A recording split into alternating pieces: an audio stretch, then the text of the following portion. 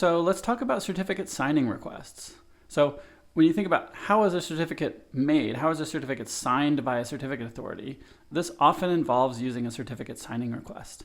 And that's maybe happening behind the scenes. It may not be obvious to the user or the client, but a certificate signing request is a very specific file format, kind of similar to a certificate, but doesn't have as much stuff in it.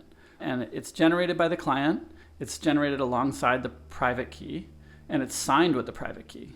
And what it says is, here's my public key, here's the different subject names that I want on this certificate, here's the extra attributes that I want to request, and it's all the information the CA needs to create a certificate, except for the authentication piece, right? Except for basically the CA still has to decide whether or not it should trust that the client is who it says it is, right?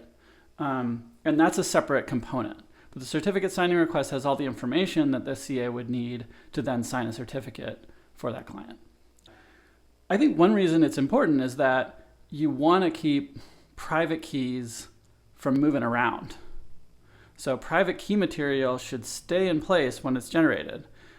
So you don't want the CA to be responsible for generating private keys and then telling the client, here's your private key, because then it has to go across the network and everything, right? You want the client the first step is the client generates a private key and a public key, creates a CSR, sends that CSR up to the CA with some sort of authentication of the names being identified in the CSR.